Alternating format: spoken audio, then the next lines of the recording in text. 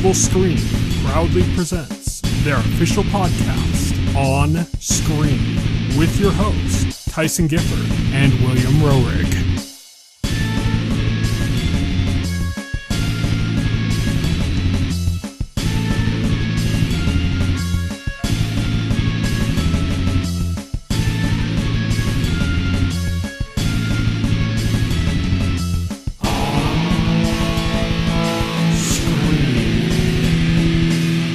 Hello, everybody, and this is On Screen, the official podcast of the Total Screen. I'm your host. My name is Tyson, and joining me is William Rohrig. So today we are going to be talking about Invincible, the Amazon animated series based on the comic book by Robert Kirkman. But before that, we're going to talk a little bit about a few other shows that I've been watching and kind of go over a little bit about that. Let's get started, though. Let's talk about what's on tap. What we've been watching, what we've been playing, what's on tap.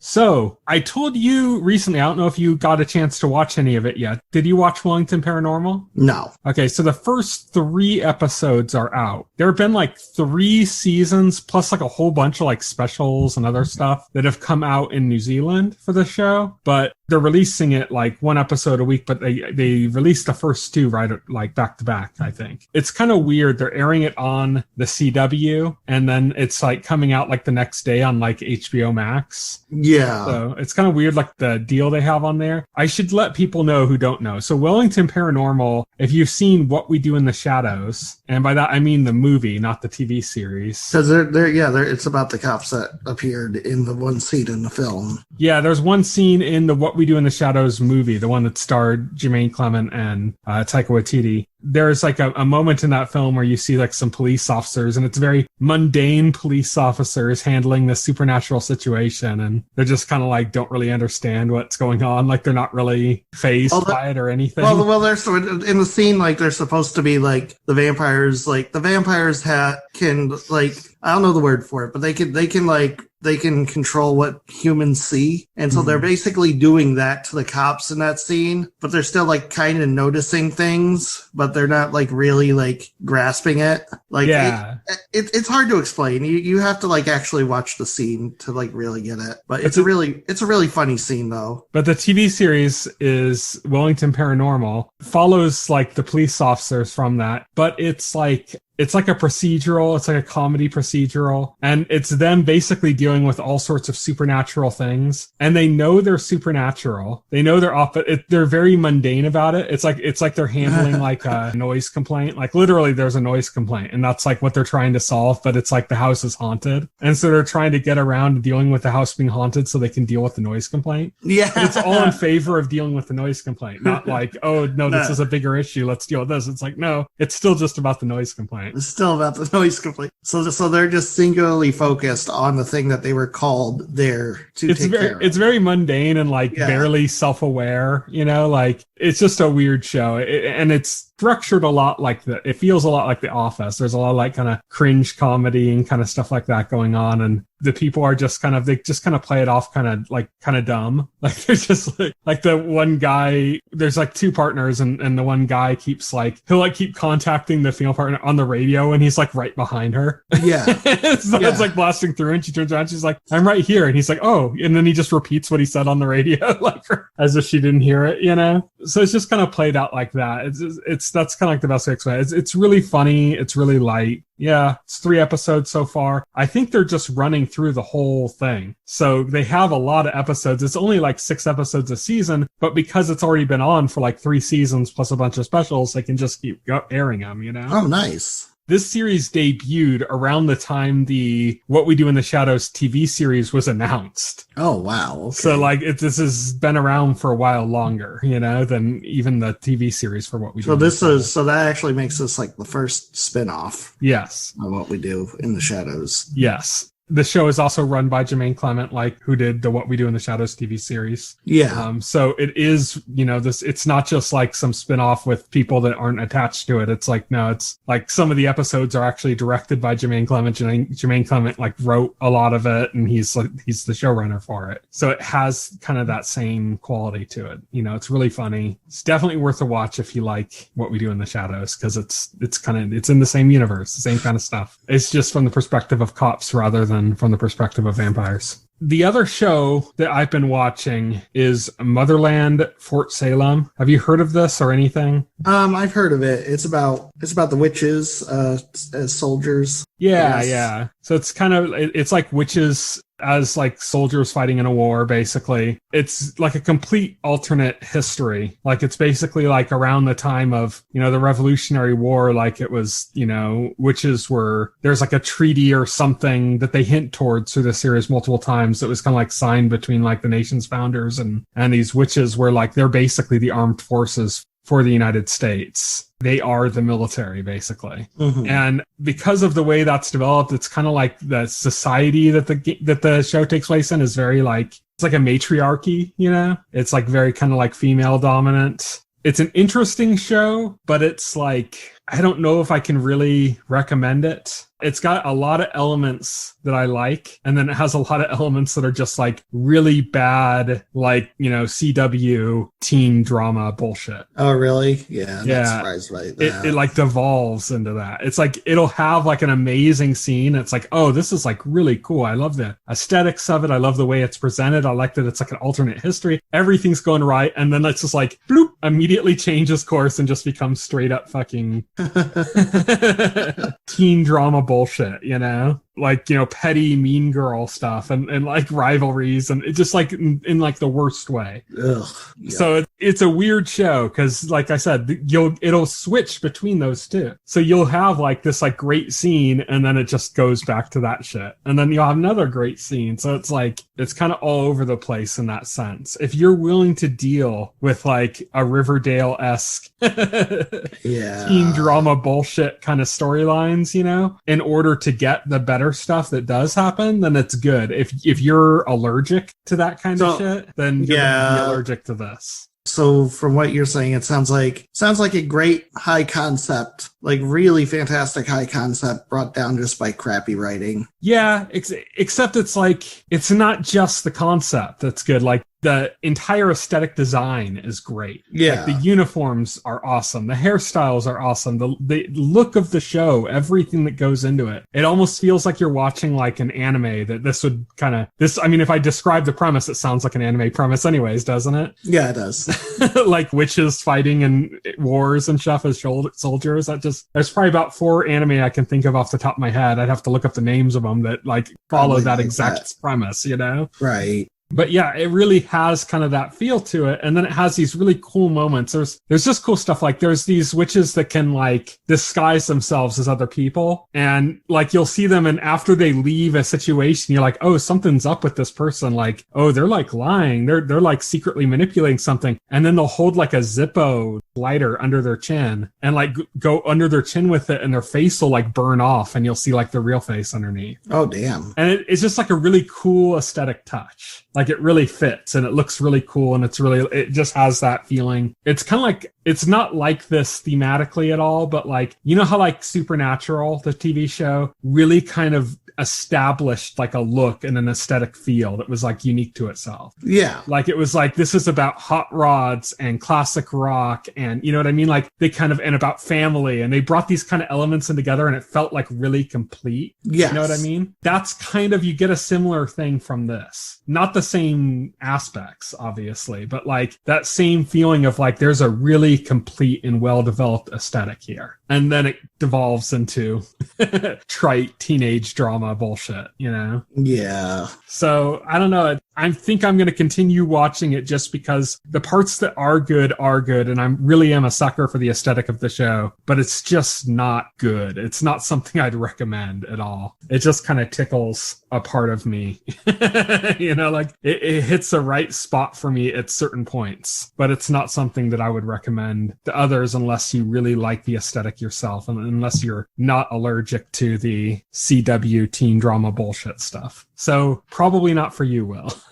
Yeah, no, I like to avoid that kind of stuff. Like that kind of like CW drama stuff. Yeah. So yeah, probably not for you, but yeah, it's kind of a shame. Like it's like this had such a complete aesthetic that I'm like, God, if this hadn't been on Freeform, if they had developed this for like, I don't know, AMC or something. Yeah, that explains it. It's on Freeform. Yeah. Okay. If they had developed this for like, I don't know, like AMC or something instead, you know? Yeah. And kind of did away with some of that unnecessary shit, I think this would be like a really amazing, interesting show. Yeah. Yeah, definitely. But it's kind of like half of a really amazing show. Yeah, it sounds like, because you said it's on Freeform, so it sounds like they're really trying to gear it towards a teenage audience when really the concept would work better if it was developed for a more adult audience. I mean, they could even they could have some teenage drama stuff. It's just it's that really trite CW brand. Well, yeah, that's the brand that CW and Freeform. That very unrealistic, like the way people just like hate each other and just react in like really weird. Yeah, that's the brand that those networks like trade in. Yes, exactly. Yeah. The concept was very definitely engineered to fit the brand of the network. Yes. Yeah. Yeah, but that's Motherland, Fort Salem. As I said, it's not necessarily something I feel comfortable recommending, but if you do like the aesthetic and you do want to see certain there are some cool scenes in it, it could be worth checking out. But I mean, you're probably going to cringe a lot during it too, because I do. That's it for On Tap. Let's move on to our main topic. We're going to be discussing a full series, a full season of a show, basically. This is our section, Full Spoilers.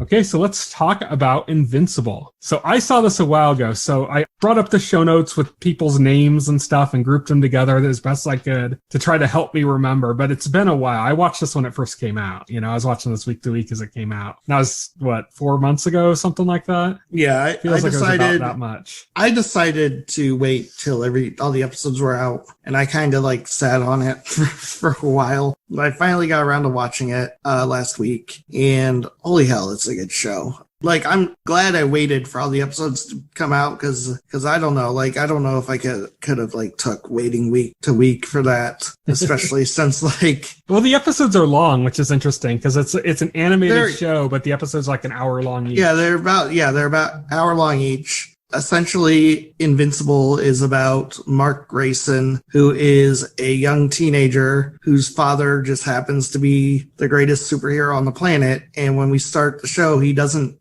developed any superpowers, and he doesn't really know if he's going to. So he's a normal kid when we start. And then within the first episode, he develops his powers. And then basically the show is about him getting powers, becoming a rookie superhero, and basically watching him fail and stumble through becoming a superhero. So it's essentially about that journey. And there's also like a lot of twists and like gut punches. This is not like a happy sunshine superhero show. Well, like his story is kind of like a straightforward superhero rookie show, but then the other part largely dealing with his father, and then of course dealing with him as well because he's the son, is very much like a deconstruction in the vein of like The Boys, which is on the same, which is on the same network.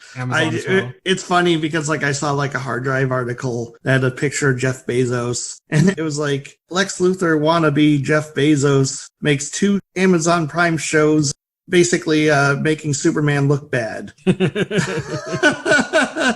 That kind of works. Yeah. So before we go further, I actually had, and this was more of an issue I had towards the beginning of the show, but I had quite a few issues with this up front. I mean, the first and foremost, the most obvious issue is this has clearly had a very small budget. Yeah. You could tell that, and tying into that, the animation quality is pretty abysmal at most times. I mean, there's literally like points where they have like the speedster character that's in it in like the first episode and stuff. stuff. And they're literally just dragging his cell across the frame. Yeah. Like, it doesn't move, It's like, it's very low rate animation and stuff. So to the point where it's like, it's not just like typical, like low budget. It's like really bad, like significantly worse than what you'd expect. So that's like one of the first things I kind of had issues with where I was watching it going like, man, this is just bad. And the second thing is like, and this is mostly just in the beginning, and it's at the beginning scene. And I've seen some people say like, oh, I think it was intended to be that way, but I don't think it was. Because like there was no payoff for it to be something that was intended to be that way. There was no future use. And that's that there's some very cliche writing in the opening scene of the show. Yeah. And some of the writing throughout the show isn't necessarily that great either. Like, I think the plotting in the show is really good. I don't necessarily think the writing is that great. Okay. Like, the dialogue writing is oftentimes pretty bad. Give me some examples. Well, the most direct example is the very opening scene, which doesn't have any of the main characters in it. It starts with, like, a security guard talking to his, like, I don't know, like another security guard. And I know what you're talking about. Like, that scene. Like, I do think that was intentional. I don't, because there's no payoff to that. There's no like I thought something bad is definitely like they didn't play it for humor. They didn't anything. Like, it just was played so straightforward that I can't imagine it was completely intentional. It appeared to be completely intentional. Like, it seemed lazy to me. Like, they just strung cliches together. And the thing is, there's other points in the show in which that happened as well. Okay, well, we'll name them. Come on. It's been 4 months since I've watched this. So I don't have like those spots off the top of my head. That the beginning one is the most obvious one. Okay. But there were several moments in which I remember as I was watching it kind of cringing at some of the dialogue. Some between like Mark and his friend as they're going up, like the episode where they went up to college and stuff. There's some of the dialogue in that was just really bad. Yeah. I'm not gonna sit here and like pretend like this show is perfect. No, yeah. It's just the reason this stood out to me so much is because as I was watching it, as it was coming out week to week, all I saw was like universal praise coming into this. And I'm like, I like this show for its plotting. I like the way it's plotting. I like the way it's developing. But this show has some serious issues that I don't really see people talking about, Way later, I saw somebody talking about the animation quality and pointing out how bad that was, and rightfully pointing out that it's a budget issue, clearly. That this show just did not have a big budget to start off with, and that's why the animation quality is so bad. And hopefully with the success it had, it will come back with a much better quality animation in its second season, or is it a half season, or is this the full first season? Oh, it was the full first season. Okay. Because some shows, they do like that half season, Oh, no, this was not half season. Okay. So yeah, when this comes back for its second season, hopefully that is just universally better right off the bat because another thing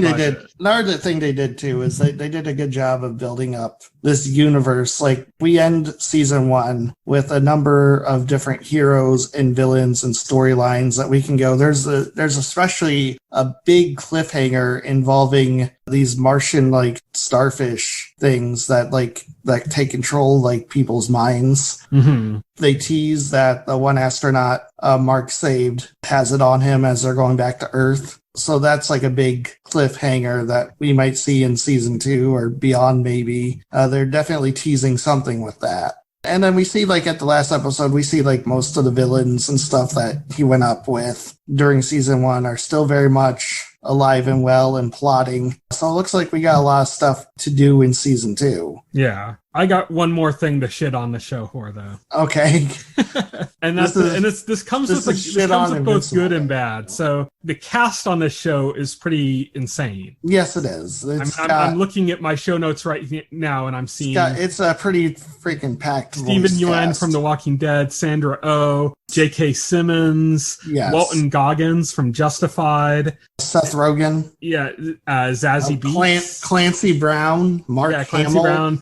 There are some, insane Chad Coleman. The entire old roster of the Guardians of the Globe is from The Walking Dead. I noticed that. They're all voice actors from The Walking Dead, every single one. Another Robert Kirkman property there. Yes. Yeah. And also, the lead voice is Stephen Yeun, who is Glenn in The Walking Dead. It was Glenn in The Walking Dead, yeah. So Titan, voiced by Mahershala Ali. Yeah, definitely. It also has John Hamm. Okay. Jesus, Michael Dorn. Yeah. Jonathan Groff, he's the lead in Mindhunter. He's like a big Broadway star. He's in Hamilton. Jeffrey Donovan, he's the lead in Burn Notice. Right. There's just a ton, but they're clearly all recorded separately. Yeah. Because there isn't. It just kind of sounds like they're reading lines. Justin Roiland had a small part in one episode. Yes. One of the co-creators of Rick and Morty and a voice actor on that show. But the thing is that it just really sounds like they're just reading their lines. Like they got a lot of these great actors, and there's a few strong moments. J.K. Simmons has some strong moments in like the season finale. You can't say J.K. Simmons and Stephen Ewan didn't do a great job. No, they did, but I think most of the time, most of the actors, even the really big actors, are just reading their lines. And Walton Goggins was also really good. But most of them are just straight reading their lines. Like, it's not the best voice performance. I think the issue at hand, the reason why, I know why this is the case, and that's because they recorded them all separately. Yeah. Pretty apparent. I know, like, one of the reasons why, like, Japanese audio on, like, anime, for example, not just because it's the original language, but why it's so much better, is they literally bring all the actors together to record together, so they're acting off of each other. And then they animate to the voices, so that, like, the way the characters animate and stuff, like, reflects the voice acting. So that's, like, how stuff is done, like, in Japan with that. I know also, like, in the UK, they do a lot of, like, radio drama type stuff, and it's the same thing. They bring the whole cast together and they film them. And a lot of animated work in like the US and stuff, it's not done in groups or with people together. It's phoned in audio. Like they record it and then they mix it all together later. The problem with that is nobody's acting off of each other. And this is less noticeable in some other shows because the people that are doing the voices on those shows are voice actors. And there's a difference between a voice actor and like, some of these actors that are like, some of these are like A-list actors, or B-list actors, but they're not voice actors. So they're not used to that type of environment of like recording their parts separately. They're used to acting off of each other. And I believe that's the issue at hand, where sometimes there are some scenes that are like powerful. There's like in the finale, both Stephen Yeun and J.K. Simmons did a really good job of when they were like fighting each other and stuff, of their dialogue. They were able to put some power into it. But through most of the series, the characters are talking a little bit flat. So this is just kind of like an issue I had. I don't know if everybody else is coming from with the same experience as me, but it just really felt like they were reading lines a lot of the time. It felt like a table read versus, but with everybody in separate rooms. This wasn't an issue for you, though? Not really. I didn't really notice it that much, but I mean... I guess this is just something maybe that affected me more than a lot of other people, because I just didn't see people talking about this a lot. But it really, like, to me, this show was something that, like, what made the show good was the plotting. Yeah, obviously the plotting was good. The build-up, like most good shows, the first episode ends with a gut punch. It shows it ends with the Omni-Man, who's basically Superman in this show, murdering the Guardians of the Globe, who are basically this show's analog of the Justice League. Leaving us all to wonder why.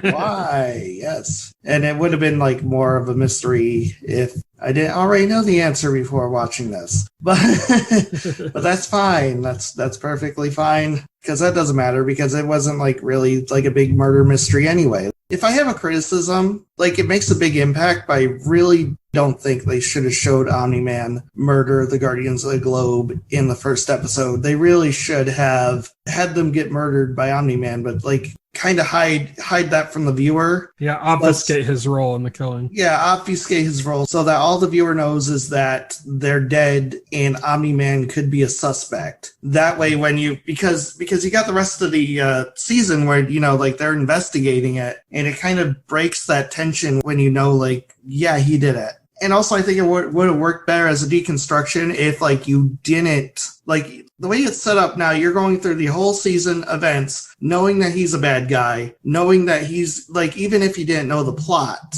or I guess you all know the reason, he's a bad guy, he's planning something, he's going to do something. I think it would have worked better if you didn't know, if you had that benefit of doubt to say, maybe he is the good guy after all. Like, you know, I think that tension, and I think then, like, at the last episode when he finally, like, snaps and goes, I think that would have had a lot more impact once once they made the big reveal into the last episode. Then you could have said, oh shit, yeah, he is the bad guy, instead of being like, yeah, I knew that since episode 1. See, I don't know, because this series was more of a why done it than a who done it. Yeah, I mean, I get that. I guess the big mystery was, like, his motivation. Yeah. And I admit I could be coming from, like, a biased place on that because, like, again, that was something that was spoiled to me ages ago. So, like, I already knew the motivation going in. Yeah. It's one of those issues where you know something and you don't know how people who didn't know that would react. Yeah. So my take might have been biased. I kind of had an idea what was going on, but I didn't know. Like, I didn't know the story, but I kind of was, based on the way people were acting, I could kind of was figuring things out as it went, you know? But, like, this didn't really have that much of an issue with me. And also, I think that if they had left that reveal until late in the season, like the penultimate or the season finale, I think if they had done that, there would have been a lot of scenes that would have been kind of robbed of their tension. True. Because there's a lot of parts, like, between, like, you know, Nolan Grayson, Omni-Man, and his wife, for example, Debbie Grayson, where they played it off as, like, Debbie was starting to become suspicious of him, and it was, like, really tense when she'd be, like, trying to look for something, and you know, like, and then he could be, like, showing up at any moment. He could be overhearing anything she says because of his powers, you know? Yeah, those scenes wouldn't have worked. They would have had rewrote some things to make it work. You're right about that, because there are definitely parts in there that depend on you knowing that for purposes of tension. But yeah, it's a tricky situation to handle something like that. But I don't necessarily personally fault the direction they went there with that. I know. I'm just saying that's probably something, like, I would have done with it because. And again, but I'm coming from a place where, like, there wasn't a mystery for me. So that's probably why I feel that way. I think if you had come into it fresh, you would have been more invested in the why done it. I gotta admit, like, I was really just waiting for the last episode to happen, because I really wanted to see him just, like, freak out and go ham and see the fight. I guess, like, okay. Just destroy Chicago. Yeah. That's the one spot where they actually upped the animation budget.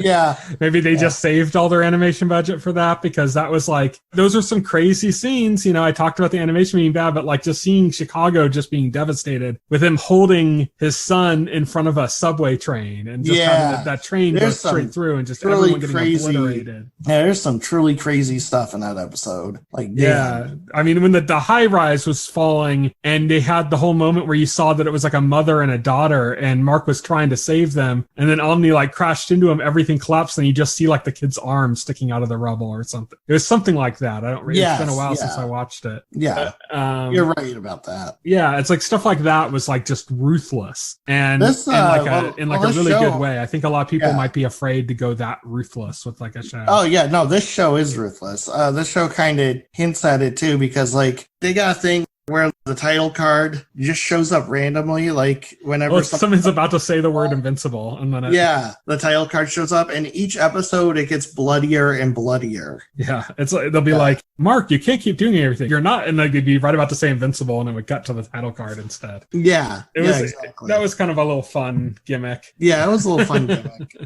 And you can't say it's much more than a gimmick, but it was fun, you know. But the title card gets more bloody every episode until, like, the last episode, the title card is, like, soaked in blood. This is a gory show, you know. They don't hold anything back. That's made abundantly clear at the end of the first episode. Yeah. And even, like, some of, like, the regular superhero battles, like, people get fucking obliterated, maimed, just even, like, the regular battles, you know? Mm-hmm. And Mark is a jobber for, like, the entire, like, first season. Like, he's supposed to be, like, invulnerable and stuff, but he gets his ass kicked pretty regularly. Like, yeah, definitely. He ends up in, like, the hospital twice. that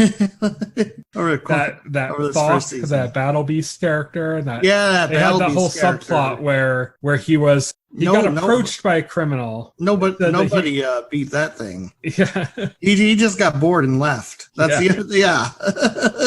He just dismantled. I'm actually kind of surprised like all the characters survived. Yeah, I'm shocked too, because I thought like that fight, I definitely thought like Monster Girl and the other guy was dead. Yeah, Black Samson. Yeah, Black Samson, especially since they made a point that like he didn't have like any superpowers. Yeah, he got wrecked. Yeah, he got wrecked. And Monster Girl got like her throat ripped out or something. It was like crazy. Yeah, they all got wrecked in that fight. That fight, like I didn't expect it to be that brutal, but man, it was brutal. Yeah.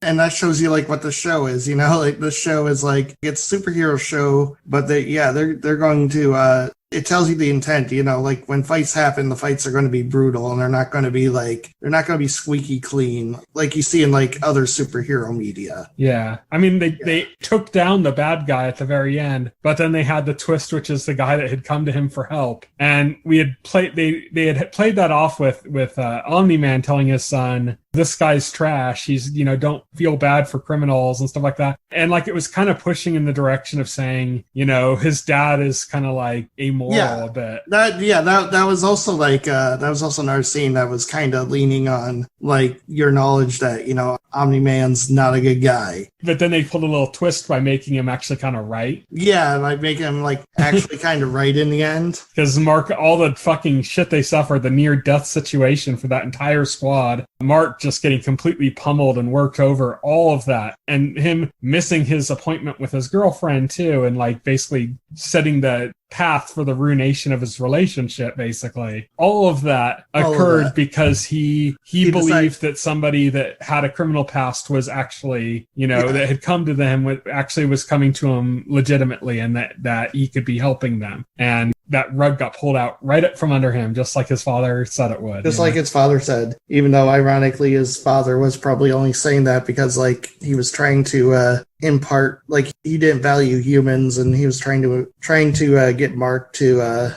not value humans that much. Yeah, I mean, it was one of those situations of just because he's right doesn't mean he was right. Yeah, exactly. So that was, I think, like kind of an interesting story, and just one of the times that he just got mercilessly destroyed. That was unexpectedly brutal, I thought.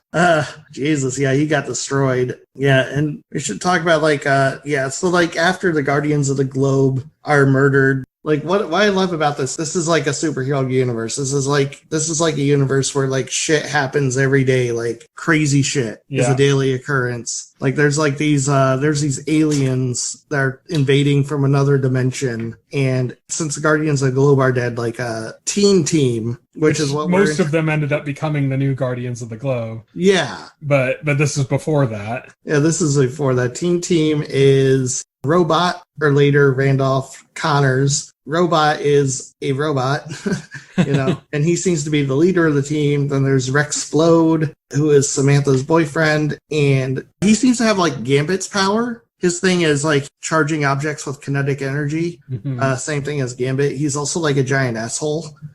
And his girlfriend, Adam Eve, who they kind of have like a little bit of romantic tension also with Mark. Yeah, with Mark. Yeah. Rexplode, like he gets jealous like immediately when he sees because like Mark already knows who she is when he develops his powers, so she's the first person he goes to for help, and then she introduces him to a team, and so Rexplode's like first encounter with Mark is he's flying in there with his girlfriend, you know, and that immediately sets off the jealousy alarms. It's interesting how much of this show, because it is a deconstruction, and this is what happens with deconstructions, is like aped from existing properties. I mean, the Guardians of the Globe is totally the Justice League. Yeah, unashamedly the Justice League. That's a common thing, but they even had like, Mark has like a bully in like the first episode. It's very like Flash Thompson Spider-Man. Yeah, very Flash Thompson Peter Parker. In fact, Mark Grayson himself is a very Peter Parker type character. He is just like a smart, you know, naive kid who who just wants to be a dumb teenager. And when he gets his superpowers, it's kind of he just always wanted to be a superhero. And then he wants to be like his and then dad. he wants to be a dumb teenager. Yeah, then he wants to be a dumb teenager. And like similar to Spider-Man, he doesn't go out and like win every battle like he gets into. Like he fucks up. He gets beaten around a lot. He gets his ass handed to him on a regular. He's the same type of like hard luck superhero. Mm-hmm. And so yeah, like all the tropes are there. Like I said, Rexplode is definitely like a Gambit parody. Yeah, powers wise, he is. Powers wise and personality, because his cocky, like, jerk-ass personality is kind of like a parody of, like, Gambit. Gambit's, like, cocksure personality. Gambit on X-Men never goes into, like, asshole mode or anything, but Rexplode is, like, a very exaggerated version of that personality. Well, he's like, Rexplode is like the Gambit that doesn't really back it up. Yeah, exactly, yeah. Which is why, he was very well cast with Jason Mantzoukas. He was Derek in The Good Place. Yes. He's been in Brooklyn Nine-Nine. He was in Big Mouth. He plays one of the main characters in that as well. He's like a good person for that kind of like hot-tempered, like full of himself, but can't really back it up type character, Yes. He's really good at playing that type. So in this, he does that well. Then we have Duplicate. She's from the original Teen Team. Yep, she's also from the original Teen Team. She can separate into duplicates of herself up to 3 time, I believe. And then have like kinky sex with Rex. Yeah, with Rex. Jesus. And then I like what he tells Adam. He's like they weren't even the real Kate, and like both of them are like, we're all the real Kate, idiot.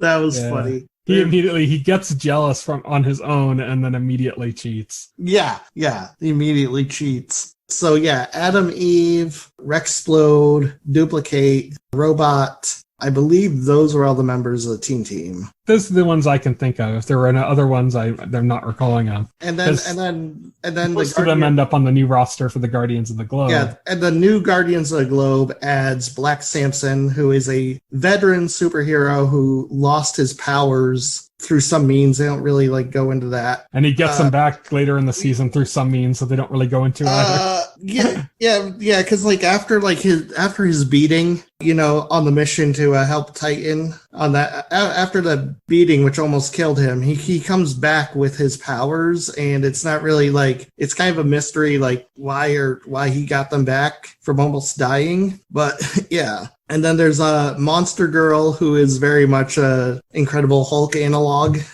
She's interesting because I like the concept that every time she uses her ability, she gets younger. Yeah, she gets younger. Like she says, like she's not actually a girl. She's like 24. It's just that she used her ability so much that she de-aged from 24 to looking like she's 12. So that sets up an interesting plot with Robot. Yeah, you find out is Robot's actually a robot being controlled by a hideously deformed guy. Human. It's basically on like life support. He's we find out like Robot is actually human. He's just able to project himself and control like these robots that he has. So interestingly enough, when Robot's there, like he's actually not there, we find that out. And when Robot meets Monster Girl, like I guess the implication is like before he was perfectly fine, just like existing like as a robot, Maybe it's just like he just didn't have any romantic feelings towards anybody, so he just had given up on that aspect. Yeah, like he just didn't have any thoughts towards that being a thing he would pursue ever. But when he meets Monster Girl, he puts forth a plan to put his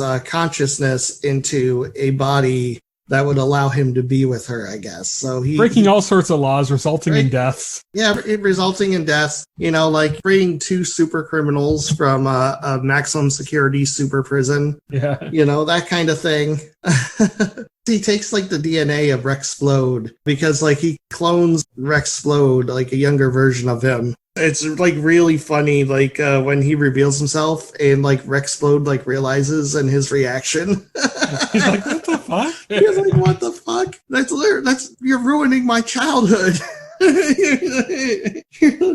Yeah, so he like clones himself a new body of like a child version of him, so that it would be around the same age as like he uses Monster the Girl. Mauler twins, who are villains who show up in the first episode. Also with an interesting power set in that they clone each other, but in a way where they never know which one is the real one. Yeah, they're big blue guys who are super strong, super invulnerable, super intelligent, and also super intelligent. And yeah, one of them is a clone. And in the episode where they're helping Robot, they actually explain the process where they create the clone body, but the clone body has no consciousness, it has no mind. They have to transfer their consciousness from the original to the clone, and they say, for reasons of continuity, it has to be instant, it has to be like at the same time. And because like it happens so quickly, like there's no loss of continuity, and because there's no loss of continuity, the clone doesn't know they're not the original. Yeah, it also goes about halfway towards solving a huge issue that I have with like a big science fiction trope, which is the whole idea of like, you know, cloning your new body or something and like transferring consciousness. And basically the huge issue I always have is that it's always like, oh, I'll just clone a new body and transfer my consciousness and then kill the old version of me, you know, off, which is like, to me has always been like, so what you've done is you've made a copy of yourself, but you're still dying. Well, they explain that. Living on, you're still dying. They explain that to Robot. They say, he says up front, he says, you know, like this person is not going to be you. You're That's what I was saying. They went like halfway towards solving that trope. Right. That always drives me nuts in sci-fi. Whenever that trope comes up, it drives me nuts. That happened in, oh God, what was that werewolf show early on Netflix? Hemlock Grove. Oh, yeah. So there was a part in that where they had this girl that was like this Frankenstein girl or something. And they made her a body, like a new body that she was gonna like transfer her consciousness into. And then she transferred it into it. And then they're like, you know, oh, okay, now all you have to do is die, you know?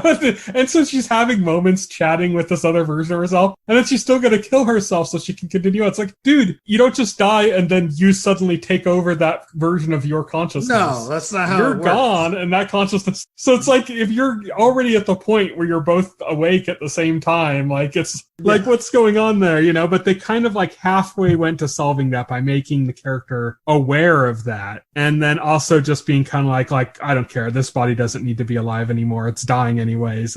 And kind of making it where it was more about like making somebody for Monster Girl than it was about doing it for himself, you know? So they kind of went like halfway, I think, towards kind of solving that really annoying trope for me. Yeah, I get what you're saying. Like, yeah, it's a tricky trope, like, to get. I think in this they handled it well. They didn't pretend. Like, we know that the young boy version of Robot is not the same Robot from the beginning of the series. Because the fact that the other robot body is dead, you know? Yeah. You know, and they had that moment where, like, they explained that to him, and he accepts it because he's just sick of living in that body anyway. Yeah. You know? Yeah, so that's what I say. Like, I think they kind of like halfway solved that trope. Like, they managed to basically solve the main problem of the trope, but it's still the issue of the character going like, well, fuck it, I'll just die, I guess. Yeah. But yeah, it was an interesting storyline in there, and I'm so happy that they didn't fall into the trap of that trope, which is always something that bothers me. That was kind of like the main thing I wanted to bring up on that they didn't fall completely into that trap. Yeah. And then what else? I hope we get to see Damien Darkblood more next he seems episode. Very underutilized. He did. Like, he was brought in as this like important feature, and then he was just gone pretty quickly. He gets exercised by Cecil Stedman, who I also gotta say, voiced by Walton Goggins. He was one of my favorite characters. Like, he's a director of the GDA. He's played as like very competent, very, very wily. Like, he'll do whatever it takes to get done. He's ruthless too, but he's ruthless. Like, for the greater good kind of ruthless. Yeah, for the greater good kind of ruthless. Like, I love the scene in the last episode where Mark encounters Omni-Man, and before like Mark realizes what's going on, Mark is teaming up with him against the monster that Cecil unleashed upon Omni-Man. And Cecil just says to Debbie, Mark's mother, like, Debbie's like, get Mark out of there. And Cecil is like, no, we may have to kill them both. Mark might just join his father, and we can't take that risk. And Debbie, like, she gets pissed off. She says, I hate you. And he just says, yeah, I hate myself too. Yeah, that's the thing, is because he's ruthless for the greater good, but he's also compassionate. Like, he doesn't like disavow himself of the responsibility for his actions. Right, yeah, exactly. Which is like something you don't often see. Usually when you have that like ruthless for the greater good trope, they've kind of like distanced themselves from their own responsibilities. Like, it needed to be done, so I just did it. And here you have they just make excuses. Yeah. But you see him here, he's not making excuses. He's just accepting that what he's doing is terrible and that he is just doing it because he thinks it's the greater good, but he's not making excuses for it. Mm-hmm. Yeah, he's an interesting character type. I'm trying to think of like, because there's a bunch of like little kind of almost one-off episodes that somewhat tie in to the story. Maybe we should talk about the college trip episode. Oh yeah, there's a college trip with the mad scientist, who's definitely a riff on Herbert West, Reanimator. That is definitely a riff on that. I mean, you could go further back and say he's a riff on Dr. Frankenstein. You know? Well, Herbert West is definitely a riff on Frankenstein because H.P. Lovecraft deliberately wrote those stories as a parody of Frankenstein. Yeah. Yeah, absolutely. So yeah, they go to this college town. Basically, Mark's best friend, William, is like basically in the beginning stages of a relationship with a college guy. And so he wants to go to college and he wants Mark to come along, and Amber ends up tagging along too. And so all three of them head out there. And of course, you know, what's going to happen? You go out of town, your problems don't leave you behind. You're a young fledgling superhero. Some superhero needed shit's going to come up, you know? Yeah, exactly. And of course, like Mark's best friend there, of course, it's his boyfriend who becomes the target of like this mad scientist, yes. Right? And it's kind of shitty too, because the first big incident in the episode happens. Well, the episode starts, you know, with the character voiced by Justin Roiland in a cameo, and he gets kidnapped, and he gets and this guy, the scientist, you know, experiments. We see him experimenting on him, and then we see the big action scene where like he jumps up, and he's got like this robot helmet on him. He's got like robotic parts, and he's basically just like a mindless like super zombie, you know, like attacking everybody. And of course, Mark is with his best friend and his girlfriend, you know, Amber, on the campus. And it gets to a point where like the thing's going to kill Mark's best friend. And so Mark kind of runs off, and he comes back as Invincible, and he takes care of it, you know, but Amber like gets pissed because she takes it as Mark completely ran off and abandoned them, you know? Yeah. Which even if that was the case, she's being kind of an ass, because his excuse even makes sense there. He's the only one with presence of mind to fucking go and call for help. That was his excuse, you know? Yeah. And so even if you disacknowledge or you don't say he's invincible, even if you take that out of the equation, I think his excuse is still plenty acceptable. But she gets pissed off at him. But she gets pissed off. She ends up hating him and, you know, separating herself from him and saying like, oh, that's it. And so what happens now is Mark is kind of self-absorbed, and he's depressed because he's depressed over Amber, you know, to the point where like his best friend, like his boyfriend goes out to get beers. And then, like, he starts to get worried about his boyfriend because he hadn't heard from him in a while. And he calls up Mark to say, you know, he thinks something's wrong, something's up. And Mark is just like, yeah, you know what? I got better things to do. You know, he's trying to find, like, Amber, you know, and so he blows him off. And then this leads to, like, his friend also getting captured and stuff. And Mark only knows it because, like,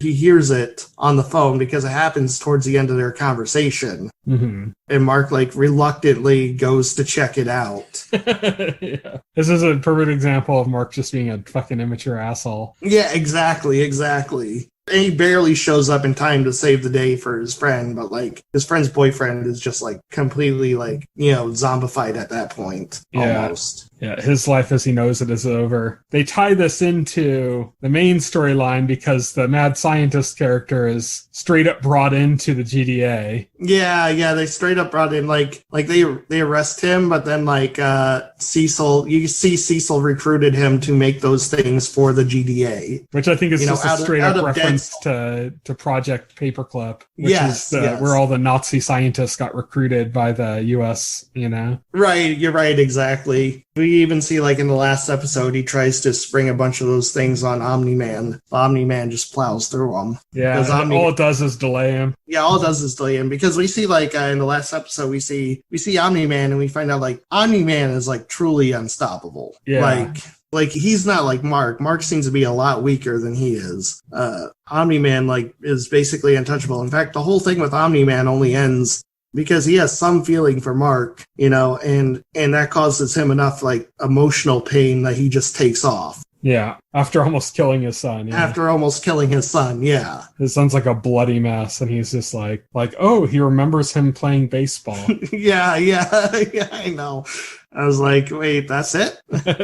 Okay. You think there would be like, I think like a better situation would have been like, he had a memory of a time in which maybe like Mark almost died. Like he was in a car accident, almost died. And the fear and concern he had, and that's what he relates to. But no, it's in catching a baseball. It's catching a baseball. It could have been like they remembered they both had an aunt named Martha. Your mom's name is Martha too? Your mom's name is Martha too? Oh my God. He's all, why didn't you know this, Dad? You're my dad. yeah.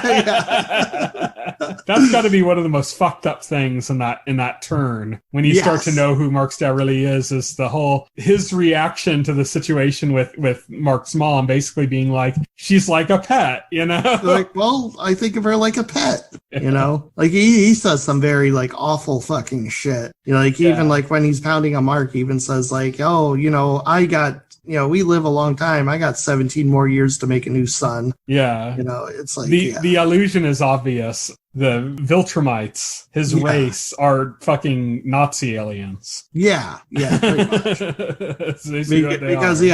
Because like their whole thing is they take over planets. You they're all into the master race. They're all into the master race. Yeah, they're just straight up Nazi aliens, and that's what we're going to be getting. I think a big part of season 2, I'm sure, is we're going to probably be introduced to some more Viltrumite characters. Probably, I have a feeling they're going to focus on some other things first before they bring the Viltrumites back into it. Yeah, well, it's not going to happen like right away. I think we're going to see other Viltrumite characters before they come to Earth. That's what I mean. Yeah. We're going to get a split because they're not just going to have, you know, Mark's dad, like Omni-Man, just be like gone the entire season, but he's probably not going to be on Earth this season, you know? Yeah, he's probably not, yeah. So we're going to see like him having to deal with his newfound affections for baseball. Yeah. as he interacts with his fellow Viltrumites, you know? Right. So I think that's we're going to get that, and then maybe season 3 is going to, and then maybe season 3 will be the return of the Viltrumites. But yeah, I'm trying to think, is there anything else that's really noteworthy to talk about? I mean, there's, you know, we could go in on any of the different episodes, but I think we've covered kind of the broader strokes. I think we covered the broader strokes. I mean, I already mentioned, like, there was, like, the episode with the aliens that were invading, and they did it 3 times, then the 3rd time, Omni-Man, again, like, another hint. Omni-Man, genocide. Yeah, just went to their universe and killed them all. He said, Earth isn't yours to conquer. Just wiped out their planet, yeah. Yeah, just wiped out their planet. That stopped the invasions for good. That was interesting only because, like, I didn't necessarily think plot-wise that whole thing was that interesting. I thought what was interesting, I just liked the science of like the way they age rapidly, you know? Yeah, I like that, yeah. I like how they figured it out and how they, like, figured out how to defeat them. The episode was really to introduce the idea of Teen Team, and that there were still other superheroes that Mark could team up with. Yeah. You know. And to give us one of our hints at how just, like, absolutely monstrous Omni-Man could be, you know? Yeah, exactly. Our first hints that he can just wipe out a race, you know? You mean besides murdering his entire teammates? Yeah. You know, just murdering your teammates is one thing. Genocide is another. Genocide is another. Yeah, that's true. They had to give us a few moments. They had to give us a few for scope. They had to show, yes, he would betray even his own friends. And then they had to show us, yes, he would commit genocide and kill an entire race. Yeah. And then they had to show us, you know, they have to, like, one part at a time. They had to kind of like show you these aspects of him and how far he's willing to go. I think, as I expressed at the beginning, I did have a lot of issues with the show. I enjoyed it from beginning to end because the plotting was good. And that's what I really enjoyed. And I liked some of the characters, and I liked the powers. I think where some of them were really unique and cool. but I had a lot of issues, but I think a lot of the issues are basically going to be gone when the show comes back. I think a lot of them are attributable directly to the budget. Right, it being a first season, and they probably didn't spend a lot on it because, you didn't know how it was going to do. Yeah, and apparently it was very successful for Amazon. It was being talked about constantly when it was coming out. So, and apparently it did very, very well. Similar to like The Boys. The Boys, like but at least the first season, The Boys was, it was still a fairly high budget, but you could tell there was a pretty significant bump when it hit season 2. Like they had resources, much more resources than they did in the first season. You got much broader set pieces and stuff in season 2 than you did in the first. I think that what we're going to see from season 2 that's going to alleviate some of the issues I had right off the bat is the animation quality. I'm sure is going to just quadruple in quality, like just immediately. But I also think it's going to affect things like voice acting, because I think they were probably rushed in the recording process. I think they didn't have a lot of time, and they got people to kind of phone in audio pretty quickly. And I think they're going to be able to actually get better performances from these, really good actors they have, just by pure merit of having more time to work. Right, exactly. And also the actors, should have a better grasp on their characters as well. And so hopefully that works out. Yeah. And, some of these, like I said, a lot of them probably didn't have much experience with voice acting, and a lot of them now do. So that might help as well in that regard. But yeah, so that's Invincible. I am excited for season 2 of it. I think it's going to be a lot better than season 1, which again, anybody freaking out that I'm making complaints, like I still like the show, No, don't make complaints. I still liked the show. I just I thought there were some issues that really weren't being that addressed as the show was being kind of universally praised. But that's pretty much it. So thank you everybody for listening to this episode of the OnScreen podcast. Next week, we're going to be talking about Comic-Con. We'll be talking about news that's coming out of that. So look forward to that. That's coming up. And you can reach me on Twitter. I'm at Tyson Gifford. You can reach Will. He is at Voxel Hero. Send us feedback. We love feedback. Give us any feedback. Good, bad, or indifferent. Give me I prefer indifferent feedback. That's what I prefer. Give me feedback. Feedback me. Needing feedback now. I prefer indifferent feedback. So send me feedback like, this was a podcast. Yeah, this certainly was a podcast that exists. Yeah. I'd love to hear that. I did hear voices. Yes. This time they weren't just in my head. So yeah, send us feedback, and we'll, if we get anything that we can bring up, we'll bring it up on the show. So on one of our episodes. But yeah, thank you everybody for listening. Chaos? Oh, you snuck it in. Thank you for listening to the OnScreen podcast, the official podcast of The Total Screen. Visit our website at thetotalscreen.com. This podcast can be found on any major podcast client, including Pocket Cast and Apple Podcast. The entire backlog of this podcast and other content can be found on our YouTube channel.